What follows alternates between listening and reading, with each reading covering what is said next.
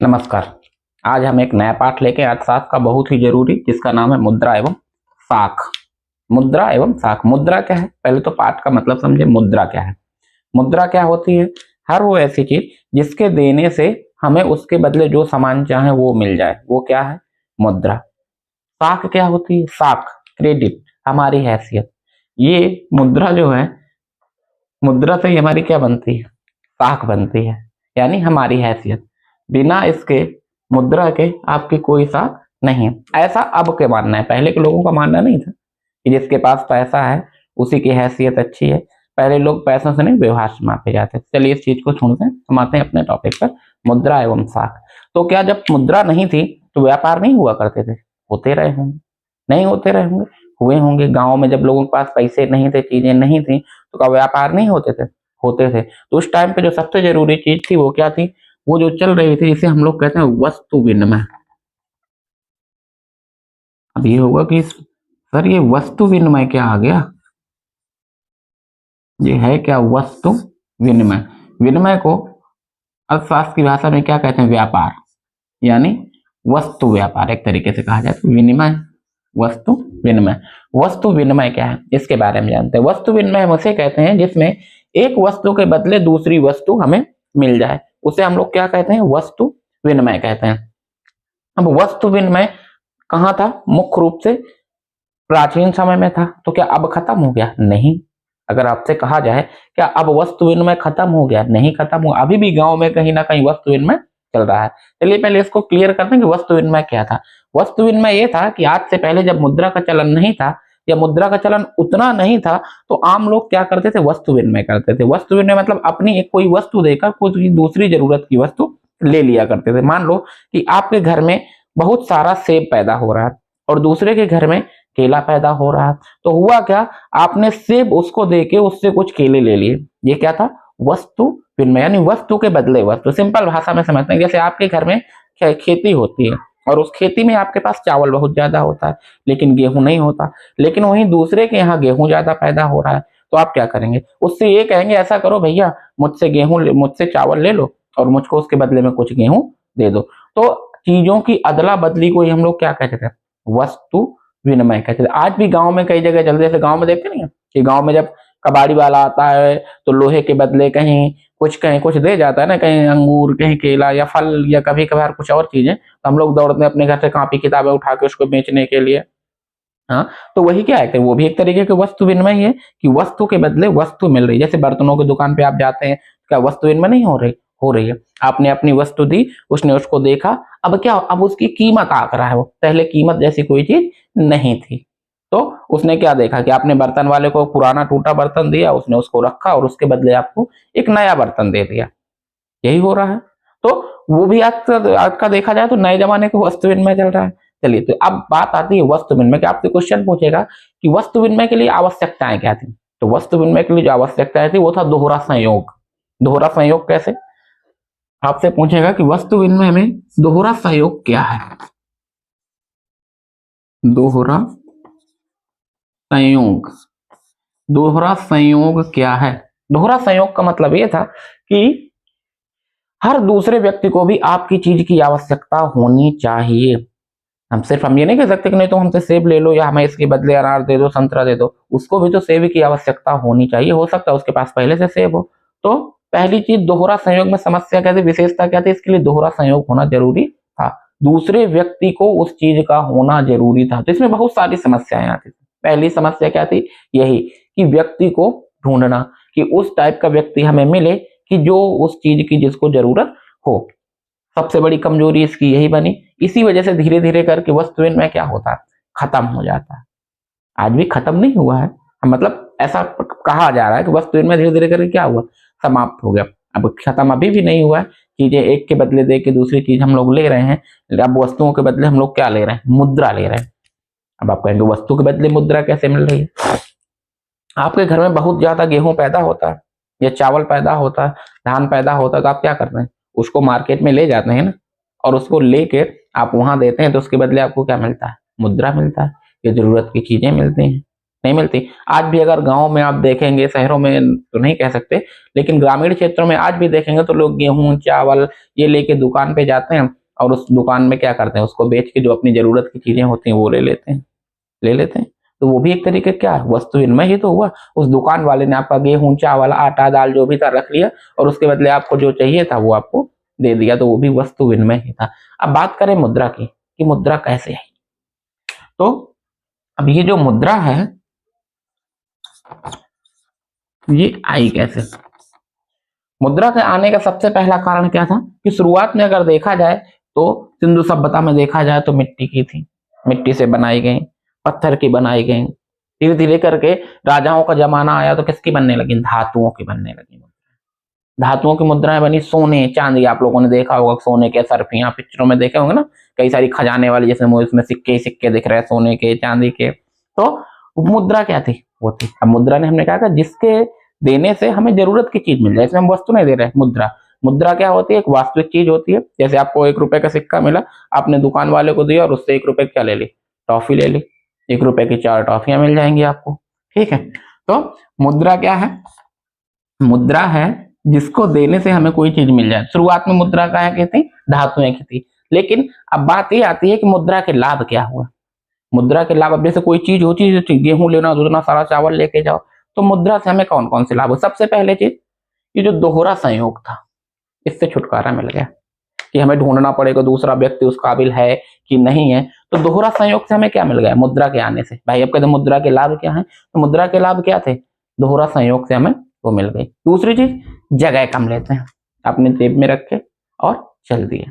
ठीक, दूसरी चीज क्या थी, लाना ले जाना आसान हो गया। अब लाना ले जाना में थोड़ा, जब मुद्राएं जब चलती थी तो लोग गट्ठर बांध के चलते थे, बक्से में लेके चलते थे। हुआ क्या, अब इस मुद्रे को कागज की बनाई है।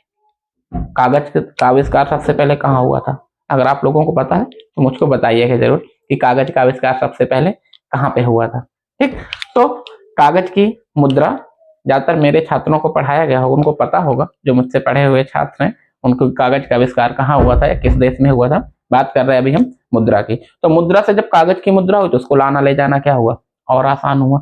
किसी भी चीज को लाने ले जाने के लिए आसान हो गया। एक तरीके से इसको कहा जाने लगा, आधुनिक साधन, व्यापार का आधुनिक साधन कहा जाने लगा। लाना ले जाना का मतलब ये था कि किसी जगह जाना है तो अब गेहूं खरीदना है तो ढेर भर चावल लेके नहीं जाना है, जिस प्रकार वस्तु इनमें था, आपने जेब में पैसे रखे और चल दिए पॉकेट में पैसे लेके और आपको कोई भी चीज मिल गई आसानी से। अब हुआ क्या, इसको हाथ में लेने के लिए एक तरीके से भौतिक रूप से भी जरूरत नहीं पड़ती है किसी भी चीज के लिए। अब जब मुद्रा के लाभ होंगे तो इसको रखने के लिए भी कई सारी चीजें आएंगी, नहीं आएंगी। तो इसके लिए जो रखने के लिए आए, मुद्रा के लाभ आप लोग नोट करते हुए चलिएगा। इसके आने से दोहरा संयोग खत्म हो जाता है। दोहरे संयोग के साथ साथ क्या हो जाता है, लाना ले जाना आसान, भौतिक रूप से साथ में लेके चल सकते हैं, कठिनाइयां खत्म हो जाती हैं, अपना साथी ढूंढने की जरूरत नहीं पड़ती है। ठीक, और एक तरीके से व्यापार का आधुनिक साधन जो बन गया वो क्या था, मुद्रा था। अब बात आती है इसमें किसकी बात, मुद्रा तो हो गया। मुद्रा के बाद बात आती है बैंक निक्षेप या जमा, जिसका अगला टॉपिक है।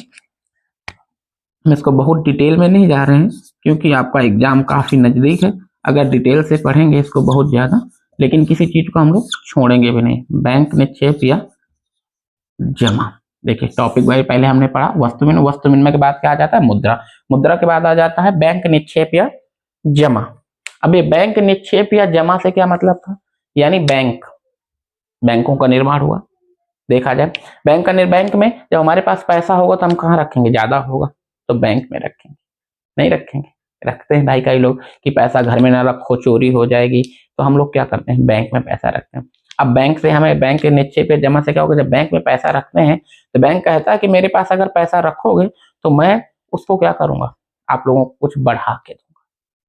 तो पहली चीज क्या होती है, बैंक निक्षेप पे बैंक में रखने से पैसा सुरक्षित रहता है। सबसे पहली चीज, कहीं भी हो जाए, बैंक में चोरी हो जाए, कुछ हो जाए, हमारा कोई लेना देना नहीं, बैंक हमें पैसे कहीं से भी ला के देगा। तीसरी चीज क्या होती है, अब हमें बहुत ज्यादा मुद्रा घर में समेट के रखने की जरूरत है, बैंक में रख दिया, आराम से फ्री होकर बैठे, जब जरूरत होगी जाएंगे निकाल लेंगे। ठीक, तीसरी चीज क्या होती है, इसी में बैंक निक्षेप और जमा में बैंक से जब हमें जितनी जरूरत होगी उतना ही ले सकते हैं। ये नहीं कि बैंक कहेगा कि नहीं पूरा ले जाओ, नहीं। बैंक में जमा करने के बाद क्या होगा कि हमें मान लो हमारे 10,000 रुपए जमा, हमें 1,000 की जरूरत है, हम बैंक में जाएंगे एक डॉक्यूमेंट होगा, उसको भरेंगे और उससे ले। हम ये थोड़ी बैंक में जाएंगे, लाओ भैया 10,000 रुपए उस दिन हम तुमको दे गए थे ना। जो अब घर वाली चीज नहीं कि आपने घर में मम्मा को 1,000 रुपए दे दिया, लाओ मम्मी 500 रुपए निकाल के, तो मम्मी ने निकाल के दे दिए। वहां पे क्या होगा, आपका पूरा बायोडाटा रखा जाएगा सुरक्षित के साथ साथ, और ये भी बताया जाएगा जो आपने 10,000 रुपए जमा किए थे, अब वो 10,000 100 रुपए हो गए, यानी इतने दिन में आपने जमा रखा तो आपका बढ़ गया। ठीक, अपनी जरूरत के हिसाब से निकाल सकते हैं। इसके लिए बैंक क्या करता है, हमारी पूरी तरीके से सहायता करता है। ठीक, इसके बाद सिर्फ उसी से नहीं, इसके बाद बैंक क्या करता है, हमारे लिए चेक जारी करता है। मान लीजिए कि आप बीमार हो गए, अब आप बीमार हैं, तो बीमार होंगे तो अब बैंक बैंक बिना आपके तो पैसे देगा नहीं, आपका साइन चाहिए, आपका हस्ताक्षर चाहिए, फिर आपको चेहरा देखता है, फिर उससे मिलाता है आपकी पासबुक से कि आप हैं कि नहीं है, मिलाता है, इसके बाद देते। इसके लिए बैंक ने क्या किया, कई लोगों ने कहा कि भाई ये तो दिक्कत हो जाती है, हम नहीं, अगर बीमार है तो हम कैसे बैंक जाएंगे। किसी का पैर टूट गया, उसको टांग के ले जाओ, चलो भैया पहले पैसे निकाल लो, एक टांग पे खड़ा है वो, एक टांग पे खड़े होकर पैसे निकाल रहा कि भैया चलो पहले पैसे निकाल लें फिर इलाज करेंगे। तो इसकी दूर करने के लिए बैंक ने क्या किया, चेक बुक जारी की।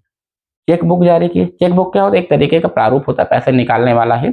जिसका बैंक में खाता होता है या अकाउंट होता है, उसी के नाम पे वो चेक बुक जारी कर देता है बैंक, और कहता है कि ये चेक बुक मैंने जारी कर दी है, और आपका हस्ताक्षर किया हुआ चेक, यानी आप जिस व्यक्ति का उसमें नाम लिख देंगे, उसमें आपका नाम ऑलरेडी लिखा रहता है चेक बुक में, और जब चेक बुक में जब आप किसी का नाम लिख के और नीचे आपका साइन करना पड़ेगा, उस पर डेट डालनी पड़ेगी कि ऐसा तो नहीं कि किसी और डेट का रखा हुआ है, जिसकी एक ड्यू डेट होती है, इस डेट के बाद ये चेक मान्य नहीं होगा, तो वो चेक लेके जाएगा और आपकी जगह पर वो बैंक किसको पैसा दे देगा, उसका, क्योंकि वो चेक बुक बैंक ने किसको दी थी, आपको दी थी। मान लीजिए आपकी चेक बुक चोरी हो गई, तो अब भी आपका कोई पैसा निकाल नहीं सकता। ठीक है, आपके घर में भी अगर चेक बुक हो तो उसे पहले से साइन करके मत रखिए, जब जरूरत हो तभी उस पर साइन करके रखिए। तो ये चीजें हो गई। अब चेक बुक के साथ साथ बैंक एक चीज और जारी करता है, वो क्या होता है, डिमांड ड्राफ्ट, डीडी। अब तो चीजें ज्यादातर ऑनलाइन हो गई, तो डिमांड ड्राफ्ट का वो खत्म हो गया। अब जैसे कॉलेज में, किसी मेडिकल कॉलेज या किसी का जब हम लोग काउंसलिंग कराने जाते हैं एडमिशन से पहले, जब आप लोग आगे क्लासों में जाएंगे, तो उसमें एक ये होता है कि आपके डॉक्यूमेंट वेरिफिकेशन से आपकी फीस कैश में, या आप सोचें कि ऑनलाइन, इस प्रकार से जमा करने के लिए डिमांड ड्राफ्ट मांगता है। डिमांड ड्राफ्ट क्या होता है, उसमें उस कंपनी का नाम लिखा होता है, यानी उसके नाम पे आप जिस बैंक से लेके आएंगे, उस बैंक में आपको क्या होगा, आपका 500 का 1000 का आप उसको पैसे देंगे, वो आपका डिमांड ड्राफ्ट दे देगा। एक तरीके का ड्राफ्ट चेक बैक को तरीके ही होता है, उसमें जिसके नाम पे आप बनो उसका नाम लिख देंगे, ये इसके नाम पे बना दीजिए, तो उसके नाम का आप डिमांड ड्राफ्ट। मान लीजिए किसी कॉलेज में आपको एडमिशन कराने के लिए जाना है, आपने उस कॉलेज के देखा कि 50,000 फीस है, उस कॉलेज ने कहा कि मेरे कॉलेज के नाम पे, जैसे अपने कॉलेज के कह दें कि किसी भी कॉलेज के ले लीजिए, कि उस कॉलेज के नाम पे आपने क्या किया कि डिमांड ड्राफ्ट बना दे, उसके जिसको देना, चेकबुक में क्या था, जिसको देना था हम उसका नाम लिख रहे थे, डिमांड ड्राफ्ट में भी जिसको देना है किसी विद्यालय को, तो विद्यालय अथॉरिटी का नाम या किसी संस्था के नाम पे होगा, तो उसका नाम लिखा जाएगा कि ये हम डिमांड ड्राफ्ट के माध्यम से इसको कर रहे हैं। तो ये बैंक निक्षेप और जमा के एक तरीके से क्या होगा कि बैंक निक्षेप और जमा, ये चीजें क्या होती हैं, इसमें बहुत सारी चीजें हो जाती हैं। जैसे बैंक बैंक निक्षेप या जमा, तो बैंक का अगर देखा जाए तो शुरुआत में भारत में बैंक जब बनना, पंजाब सिंध बैंक बने, बहुत सारे बैंक हैं, कुछ सरकारी कुछ प्राइवेट, लेकिन इन सब बैंकों का एक प्रमुख बैंक जो होता है वो कौन होता है, RBI, reserve bank of India. जो ये मुद्रा है, जो ये पैसा है, ये सारी चीजें कौन दे रहा है, रिजर्व बैंक ऑफ इंडिया, जिसको हम लोग क्या बोलते हैं, भारतीय रिजर्व बैंक,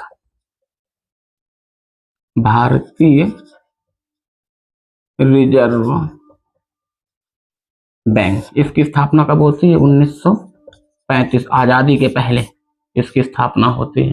ठीक, इसका राष्ट्रीयकरण कब हो जाता है, 1949। इसका मुख्यालय कहाँ है, मुंबई। ये चीज आप याद रखिएगा, कई बार एक नंबर में पूछा गया है। स्थापना 1935 में होती है, इसका राष्ट्रीयकरण कब होता है, 1949 में, और इसका मुख्यालय कहाँ है, मुंबई में। इसे हम बैंकों का बैंक कहते हैं, यानी सारे बैंकों का एक तरीके से, सारे बैंकों को जन्म देने वाला, एक तरीके से हम क्या कह सकते हैं, बैंकों का पिता है, बैंकों की मां कह सकते हैं भारतीय रिजर्व बैंक को, कि प्रमुख बैंक वाला कौन है, भारतीय रिजर्व बैंक, यानी बैंकों का बैंक। इसका मुख्यालय मुंबई, स्थापना 1935 और राष्ट्रीयकरण 1949। और यही बैंक क्या करता है, मुद्राएं, ये नहीं कि जिसका मन आया वही मुद्राएं बना रहा है, नहीं, मुद्राएं कौन जारी करता है, भारतीय रिजर्व बैंक। भारतीय रिजर्व बैंक एक नियत समय पर निश्चित मुद्राएं जारी करता है आप लोगों के लिए, और वो आपको अवेलेबल कौन कराता है, बैंक। और सारे बैंक किससे, जैसे ये जो बैंक थे आपको कुछ देने के लिए, इसके बारे में भी हम पढ़ेंगे कैसा क्या करता है आगे जब टॉपिक आएगा। तो भारतीय रिजर्व बैंक का काम क्या है? मुद्रा निर्गमन करना, मुद्राओं को बनाना, कि कितने रुपए बनाया जाए, 1 रुपए 2 रुपए सिक्के को जो बनाता है छोटे। अब ये छोटे छोटे मुद्राओं का काम कम हो गया, लेकिन छोटी मुद्राएं भी बनाई गई ना। सिक्के एक तरीके से पहले क्या थे, ज्यादातर सिक्के ही चला करते थे, लेकिन लाना ले जाना जब इनका कठिन हुआ तो कागज के नोट आए, और जब कागज के नोट आए तो ऐसा नहीं था सिक्के खत्म हो गए। आज भी छोटी देखे जाए छोटी मुद्राएं जो सिक्कों के रूप में, जैसे 1 रुपए 2 रुपए 5 रुपए 10 रुपए 20 रुपए तक के सिक्के जारी कर दिए गए हैं। तो उसकी वजह क्या है 20 रुपए तक के सिक्के जारी करने की? उसकी वजह यह है कि जैसे आपको अब मम्मी को देना है तो मम्मी आपको 100 रुपए तो देगी नहीं, तो आप लोगों के लिए स्पेशली बनाए गए हैं ये जो बनाए गए हैं सिक्के, तो उनको याद रखिएगा, वो आप लोगों के लिए ही बनाए गए हैं सिक्के। चलिए अब अगला टॉपिक जो आता है इसी में, अगला जो टॉपिक है वो है क्रेडिट। इसी में एक चीज और पूछता है कि क्रेडिट क्या है। अब ये क्रेडिट क्या है? यही है साख। जो क्रेडिट आ गया यही क्या है? साख आपकी, है ना। मेरी क्रेडिट खराब हो गई, ये क्या है? यही है साख, जो हम लोग शुरुआत में चैप्टर पढ़ रहे थे, साख। क्रेडिट क्या है?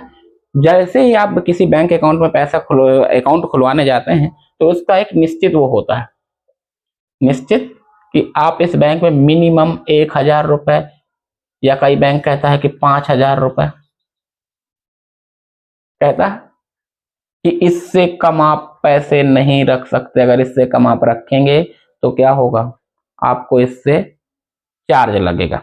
यानी अगर आप 1,000 या किसी किसी बैंक का 5,000 है कि मिनिमम आपको आपके अकाउंट में इतना बैलेंस होना चाहिए, इससे कम हुआ तो उसका चार्ज लगा देता है। लेकिन तो इन सारी चीजों में क्या हुआ? क्रेडिट क्या होता है? क्रेडिट नीचे जाता है, या साख एक तरीके से खराब होती है। होता क्या है? कुल जमा राशि, जो हमारी कुल जमा राशि होती है, कुल जमा राशि का मिनिमम 15%। जब हम किसी बैंक में जाएंगे, मान लीजिए कि आपके अकाउंट में 1,000 रुपए हैं, तो कहेगा हम इसको नहीं निकाल सकते। बहुत अगर आप कोशिश करेंगे तो कहते हैं कुल जमा राशि का, वैसे तो कहा जाता है जैसे बड़ा अमाउंट है, कुल जमा राशि का 15% आपकी क्रेडिट होगा। लेकिन क्या कहा जाता है, हर बैंक अपना एक क्रेडिट निश्चित कर दिया है कि मिनिमम इतना तो आपको अकाउंट में रखना ही पड़ेगा। अगर इतना नहीं रखते तो आपका अकाउंट कुछ दिनों में क्या हो जाएगा? बंद हो जाएगा।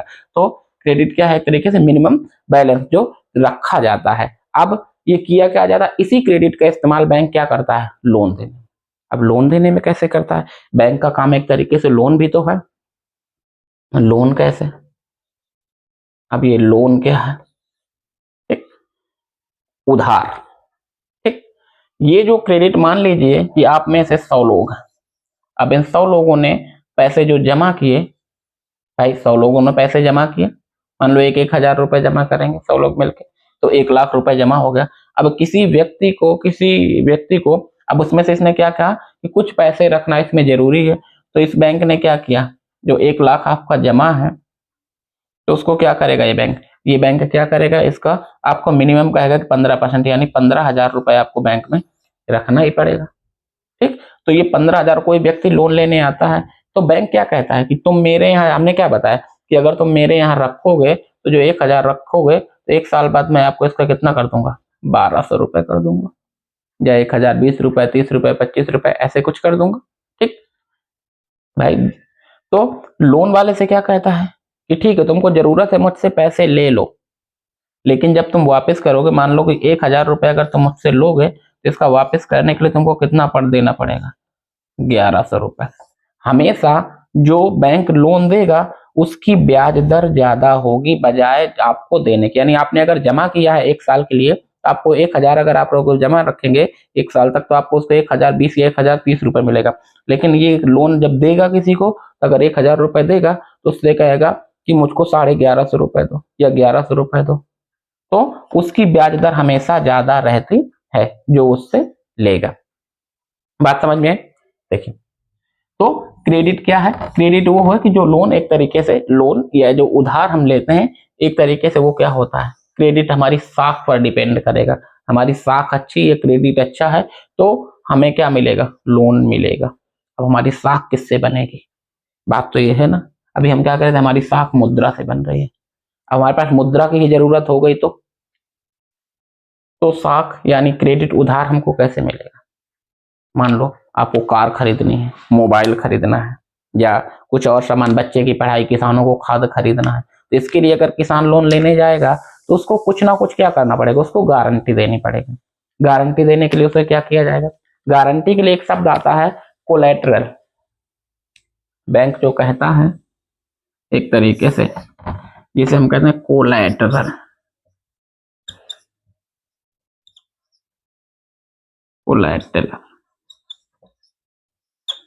ये एक तरीके क्या है, आपकी गारंटी। गारंटी, कोलैटरल का मतलब क्या है, गारंटी। यानी जो आप क्रेडिट लेना चाहते हैं या जो लोन लेना चाहते हैं, उसके लिए आपको कुछ ना कुछ बैंक को दिखाना पड़ेगा कि अगर मैं लोन नहीं भर पाया तो मुझसे क्या ले लीजिएगा। मान लीजिए आपके पास क्या है, सबसे पहली चीज, अगर किसान को लेना है तो किसान को क्या रखना पड़ेगा, जमीन। ये मेरी जमीन है और उतनी ही कीमत तक आपको लोन मिलेगा जितनी कीमत आपकी किसकी होगी, जमीन की। या आप कहते हैं जमीन है, मेरे पास गहने हैं, या मेरी घर है या संपत्ति है, शहर के अंदर इतना बड़ा मकान है कि अगर मैं ना जमा कर पाऊं तो क्या होगा, आप मेरी जमीन ले लीजिएगा, मेरा घर ले लीजिएगा, या मेरे जो गहने हैं वो रख लीजिएगा। तो उनको कोलेटरल बनाता है वो। और जब व्यक्ति जमा नहीं कर पाता तो वो क्या करता है, बैंक उस चीज को अपने पास रख लेता है। ये होता है, जैसे कोई उद्योग व्यापारी लेता है तो अपनी फैक्ट्री को ही इस पे रख देता है कि अगर मैं कर को ये नहीं कर पाता और लोन नहीं जमा कर पाता तो आप मेरी फैक्ट्री को ले सकते हैं। या कोई बिजनेसमैन होता है, कोई बिजनेस शुरू करता है, तो बैंक क्या कहता है कि भाई इस बिजनेस को हमारे नाम पे कर दो, अगर तुम नहीं कर पाओगे तो कल को ये बिजनेस किसका हो जाएगा, बैंक का हो जाएगा। जैसे आप लोग गाड़ियां देखते होंगे, कई लोग गाड़ियां ले लेते हैं ईएमआई मतलब इसी पे लोन पर, और जब वो नहीं जमा कर पाते तो बैंक क्या करता है, और उनसे गाड़ी भी छीन लेता है, प्लस वो जो पैसा जितना जमा कर चुके वो भी उनका क्या होता है, फिर वापस नहीं होता है। तो वो क्या होता है, कोलैटरल। ये होता है कोलैटरल। और क्रेडिट में क्या आता है, एक तरीके से देखा जाए तो क्रेडिट की चीजें, दो चीज क्रेडिट के लिए नहीं बनाई, क्रेडिट के लिए दो चीज बनाई गई। तो दो चीज बनाई, एक चीज क्या बना इसमें, एक चीज बना एटीएम कार्ड। आप लोगों ने पढ़ा होगा, ये सुना होगा क्रेडिट कार्ड और डेबिट कार्ड के बारे में। दो कार्ड बनाए जाते हैं, एक कार्ड बनता है आपका क्रेडिट कार्ड और एक बनता है डेबिट कार्ड।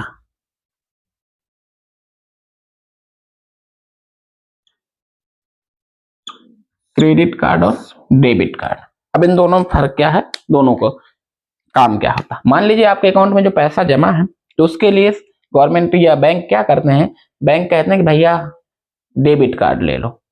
बार बार आपको आने के, डेबिट कार्ड का मतलब क्या है, एक तरीके के एटीएम है, जो आपको कहते हैं एटीएम, उसको हम लोग क्या बोलते हैं, डेबिट कार्ड। जो एटीएम है इसका काम किसमें होता है, डेबिट कार्ड में। किसी जगह गए आप शॉपिंग करने, तो अब आपको इसके फायदे क्या होते हैं। मान लीजिए आप शॉपिंग करने गए तो आप कैश कैरी कर रहे थे और रास्ते में कोई चोर आया और आपका बैग लेके चला गया। अब आप रो रहे कि लो, गए थे सामान लेने, चोर पैसा लेके भाग गया। तो बैंक ने क्या कहा, आप पैसा लेके साथ में मत चलिए, आप क्या कीजिए, डेबिट कार्ड ले लीजिए। अभी क्रेडिट के बारे में, डेबिट कार्ड ले लीजिए, जिसको हम लोग ज्यादातर साधारण भाषा में कहा जाता है एटीएम कार्ड। एटीएम कार्ड बोलते हैं कि जो एटीएम मशीन होती है उसमें लगाने के लिए। ठीक, तो हम किसी दुकान पे जाते हैं, वो दुकान वाला अपनी मशीन देता है, स्वाइप किए, पैसे दिए, चले आए। इसीलिए इसको क्या कहा जाता है, प्लास्टिक मनी। कई बार क्वेश्चन पूछा है कि प्लास्टिक मनी किसको कहते हैं, तो क्रेडिट कार्ड भी प्लास्टिक मनी में आता है, डेबिट कार्ड भी। अब डेबिट कार्ड का क्या मतलब, मान लीजिए आपके अकाउंट में 10,000 रुपए जमा है, तो डेबिट कार्ड की एक वो है कि डेबिट कार्ड के थ्रू आप सिर्फ 10,000 रुपए की ही शॉपिंग कर सकते हैं। 10,000 से ज्यादा की शॉपिंग आप नहीं कर पाएंगे। तो बैंक ने क्या कहा कि क्रेडिट कार्ड ले लो। क्रेडिट कार्ड मतलब क्या, क्रेडिट का मतलब हम क्या बताए थे, उधार।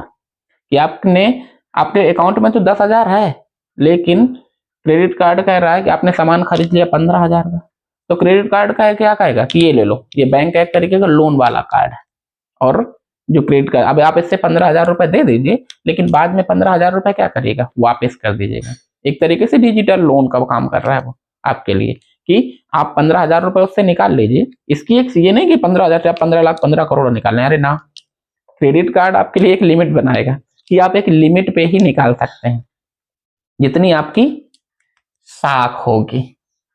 आपकी पेमेंट, यानी कोई नौकरी पेशा है तो उसकी एक साख रहती है कि कितनी उसकी पेमेंट है, हर महीने जितनी पेमेंट होगी उस हिसाब से ही उसका क्या करेगा, क्रेडिट कार्ड की लिमिट होगी कि आपकी जितनी वो है तो उसका 2 गुना, 3 गुना, 4 गुना, 5 गुना, उस हिसाब से आपका क्रेडिट कार्ड की लिमिट बनेगी। आप उतना पैसा ही, पता चले आप क्रेडिट कार्ड ले लिए और आपकी वही नहीं, आप लेके पैसे निकाल के क्या हो गए, गायब हो गए, तो अब बैंक किसका ढूंढेगा आपको। तो इस वजह से आपकी साख के हिसाब से ही आपको क्रेडिट कार्ड की लिमिट मिलेगी। ऐसा नहीं कि बैंक फ्री में क्रेडिट कार्ड बांट रहा है कि ले लो ले लो ले लो, तो यहाँ बहुत सारे लोग लेने के लिए तैयार हो जाएंगे। तो क्रेडिट कार्ड का क्या मतलब होता है, क्रेडिट कार्ड से आप जमा से भी अधिक निकाल सकते हैं, वो है क्रेडिट कार्ड। डेबिट कार्ड का है जो बैंक आपके अकाउंट पे अकाउंट नंबर के थ्रू आपको देता है, जिसमें आपका कोई एक मंथली क्या एक वार्षिक चार्ज होता है, जो आपको मैसेज भेजता है, जो सारी चीजें होती हैं आप एटीएम मशीन से निकालते हैं, उन सारे खर्चों को लेके डेबिट कार्ड से। लेकिन क्रेडिट कार्ड क्या करता है, आपने 10,000 की शॉपिंग की, 12,000 क्रेडिट, 12,000 की शॉपिंग करी, आपने 12,000 रुपए पेमेंट कर दी, जबकि आपके पास कितना था, 5,000 6,000 रुपए। लेकिन क्रेडिट कार्ड ने कहा कि निकालो, ले जाओ क्रेडिट कार्ड ले जाओ और खूब शॉपिंग करो। निकाला, उसके बाद जब आप वो 12,000 रुपए भरेंगे, ना ना ना 12,000 नहीं लूंगा मैं, अब 12,000 से क्या करने गए फ्रेंड, कुछ पैसा देना पड़ेगा, ब्याज इसका, जो 12,000 जो 6,000 रुपए तो था, 6,000 रुपए जो एक्स्ट्रा निकाले इसका ब्याज कौन देगा भैया, तो ब्याज दे के जाओ। तो क्रेडिट कार्ड क्या करेगा, उतने दिन का आपसे क्या ले लेगा, ब्याज ले लेगा। तो ये है क्रेडिट कार्ड और डेबिट कार्ड। अभी हम बात कर रहे थे किसकी, लोन की। तो लोन जो है वो आपके किसके हिसाब से मिल रहा है, साख के हिसाब से, कि आपकी जैसी साख होगी, जितनी ज्यादा जमीन होगी, जितनी ज्यादा पेमेंट होगी, आप उतना ज्यादा लोन ले सकते हैं। तो लोन किसके हिसाब से मिल रहा है, साख। उसमें आपको कोलेट्रल बनाना पड़ेगा कि आपके पास क्या है क्या नहीं। जैसे आपके पास गाड़ी है तो गाड़ी को भी आप कोलेट्रल बना सकते हैं, फोर व्हीलर जो है। अभी नहीं कि आप साइकिल को कोलेट्रल बना दिए, साइकिल भैया रख लीजिए तो और मुझको लोन दे दीजिए 1 करोड़ का, तो 1 करोड़ का लोन आपको नहीं मिल पाएगा। क्या समझे। अब बात ये आती है कि जो हमारे ग्रामीण हैं उनकी बैंकों तक पहुंच बहुत कम है। ज्यादातर देखा जाए तो लोन लेने के पास ग्रामीणों के पास 2 तरीके होते हैं, एक होता है अनौपचारिक,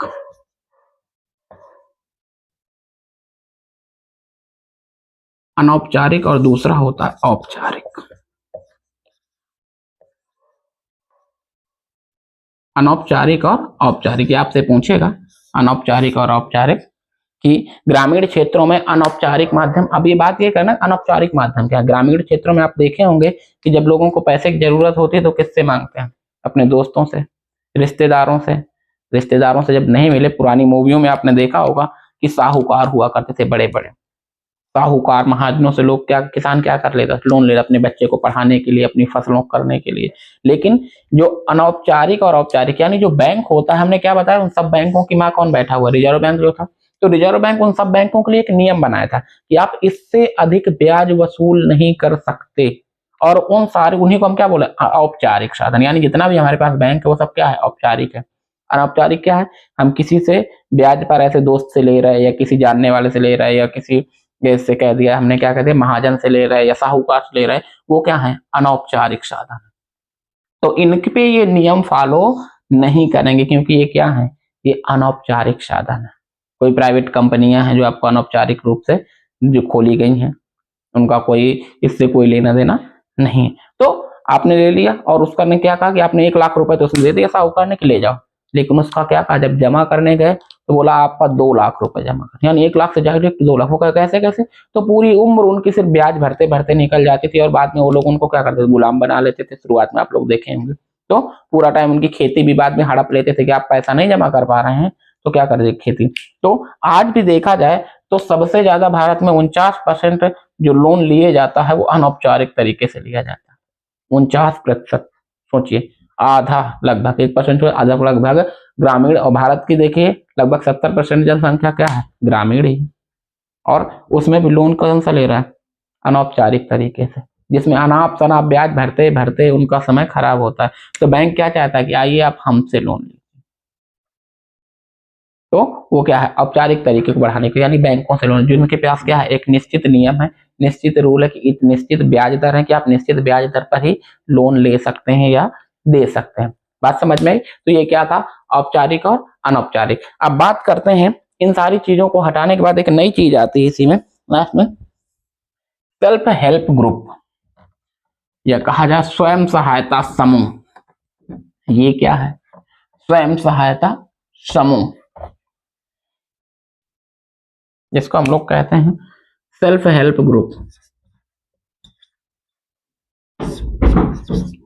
सेल्फ हेल्प ग्रुप ये सेल्फ हेल्प ग्रुप क्या है? स्वयं सहायता समूह। इसकी अवधारणा कहाँ से आती है? इसकी अवधारणा जो आती है वो आती है बांग्लादेश से। इसकी अवधारणा किसने दी? बांग्लादेश, हमारा पड़ोसी देश है। ये है क्या, पहले तो ये जाने। सेल्फ हेल्प ग्रुप आप लोग भी जानते होंगे। इसमें क्या होते हैं, गांव के ही कुछ लोग 15 से 20 लोग मिलकर एक समूह बना लेते हैं। आप लोग देखे होंगे गांव में इस समय छोटे छोटे समूह बने होंगे, जैसे महिलाओं के, पुरुषों के। एक स्वयं सहायता समूह बना लेते हैं और समूह बनाने के बाद उसमें क्या कहते हैं कि जैसे 15 लोग या 20 लोग या 25 लोगों का एक समूह बनाया गया। इनसे क्या कहा गया कि आप जो 25 लोग हैं, ये 25 लोग क्या करेंगे, हर महीने 100-100 रुपए जमा करेंगे। तो कितना हो जाएगा, एक महीने में कितना हो गया, 2500 रुपए। अब इस 2500 रुपए से क्या करेंगे, मान लो इन्हीं 25 लोगों में से किसी एक व्यक्ति को जरूरत है कि मुझको बेटी की फीस देनी है, कोचिंग फीस देनी है, मुझको 2000 रुपए की जरूरत है। तो उन्होंने क्या, इन 25 लोगों ने क्या कहा कि हाँ तुम ले लो, तो उसको 2000 रुपए दे दिए। और जब ये वापस करेगा तो ऐसा नहीं कि 2000 का 4000, इसमें बहुत कम ब्याज दर पर, कि जब आप देना तो इस 2000 रुपए से क्या करना, थोड़ा सा बढ़ा के दे देना, 2-3-4%। लेकिन इसी यानी इस ग्रुप का काम था कि मुख्य रूप से जो अनौपचारिक साधनों से लोग लोन ले रहे हैं उसको खत्म करना, कि पूरी तरीके से जो अनौपचारिक साधन है वो क्या हो जाए, खत्म हो जाए। ठीक, जब खत्म हो जाएंगे तो ऐसा नहीं इनका असर पड़ा, नहीं, इनका असर बहुत पड़ा। गांव गांव में ये समूह बनाए गए, समूह में महिलाएं जुड़ी। दूसरी चीज, गांव के लोगों को आपने देखा होगा थोड़ा बैंक में जाने में असहज महसूस करते हैं। कैसे देखे होंगे कि जैसे कोई व्यक्ति, मान लीजिए कि नॉर्मल हमारा जो वेशभूषा है, जैसे कुर्ता हो गया, नीचे धोती पहनते हैं, या कई तरीके के हम सर पे गमछा बांध के जाते हैं। जब बैंक मैनेजर जो होता है वो थोड़ा पढ़ा लिखा होता है, उसको लगता है अरे ये तो गांव के गवार लोग आ गए। देख के मतलब कुछ लोगों की थिंकिंग ऐसी होती है, तो वो उनकी हेल्प नहीं करते जल्दी। और जैसे कोई वीआईपी लोग आ गए, एकदम से कोट वोट पहने, टाई वाई बांध के आ गए, तो उनको अंदर बुलाएंगे, ऑफिस में आइए, आइए सर आइए, नहीं होता। आप लोग देखेंगे जो नौकरी पेशा होता है उनका बैंक बुला के लोन देता है। अगर किसी किसान को लोन लेने की जरूरत है तो बैंक उसको कम से कम 1 महीने दौड़ाता है। यानी हमारी वेशभूषा ही हमारे लिए क्या बन जाती है एक तरीके से। अगर हम अच्छे कपड़े पहन के कहीं जाते हैं तो लोग हमें रिस्पेक्ट देते हैं, और अगर ऐसे गमछा वमछा बांध के चले गए तो लोग क्या कहते हैं, जबकि वो हमारा एक तरीके से देखेंगे कि मुख्य हमारी वेशभूषा थी, जो हम लोग कुर्ता डालते थे, नीचे धोती, एक तरीके से भारतीय वेशभूषा थी वो। लेकिन उसको लोगों ने क्या कहा कि नहीं, एक तरीके से क्या है, अनकल्चर, यानी गाँव का है, इस वजह से उसको पहनने का तरीका पता नहीं। हम लोग पश्चिमी संस्कृति फॉलो कर रहे हैं कि भाई अच्छे अच्छे कपड़े पहनो, टी शर्ट डालो, जींस डालो, शर्ट टाई पहनो, कोट पहनो। देखते हैं गर्मियों में भी कई लोग कोट पहने घूमते रहते हैं। ये एक्चुअल में कोट वाली जो तकनीक है इसको हम बाद में बताएंगे। अभी हम लोग अपने टॉपिक पे आते हैं कि टॉपिक क्या है। तो ये स्वयं सहायता समूह की शुरुआत कहाँ से हुई थी? बांग्लादेश से। इसको जो लेके आए थे उनका नाम क्या था? मोहम्मद यूनिस। इसको आप याद रखिएगा, जो सेल्फ हेल्प ग्रुप है इसको लेके कौन आया था? वो लेके आए थे मोहम्मद यूनुस। ये कहाँ के थे? बांग्लादेशी। इनका प्रमुख काम क्या था कि जो हम लोग गाँव में जो लोन लेते हैं अनौपचारिक साधन से, यानी साहूकारों से लेते हैं, या अनाप शनाप ब्याज दर पे जो वहां पे महाजन होते हैं उनसे लेते हैं, तो उसको खत्म करना। मोहम्मद यूनिस ने इसकी शुरुआत की थी कि समूह बना के हम लोग गाँव में ही रह के एक दूसरे की हेल्प कर सकते हैं। इसके लिए मोहम्मद यूनिस को 2006 में नोबल पुरस्कार भी दिया गया। सोचिए, इस काम के लिए इनको 2006 में नोबल पुरस्कार से सम्मानित किया गया, मोहम्मद यूनिस को। ये काम किया मोहम्मद यूनिस ने बांग्लादेश, और वो काम आज देखिए सब लोगों के काम आ रहा है कि सब लोग करेंगे, क्या है क्या नहीं है क्या नहीं। तो ये थी सारी चीजें जो आपको इसमें बताई गई। मुद्रा क्या है, साख क्या है, वस्तु विनिमय क्या है, वस्तु विनिमय के साथ साथ क्रेडिट कार्ड, डेबिट कार्ड क्या है, प्लास्टिक मनी क्या होती है, इन सारी चीजों को आपको बताया गया। इसमें जो भी आपको समझ में डाउट क्लियर ना हुए, जो भी आपको डाउट हो, आप मुझको कमेंट बॉक्स में कमेंट करके बता सकते हैं। शुरुआत में मैंने आपसे एक क्वेश्चन पूछा था कि कागज का आविष्कार किस देश में हुआ था, मुझे कमेंट करके जरूर बताइएगा। धन्यवाद।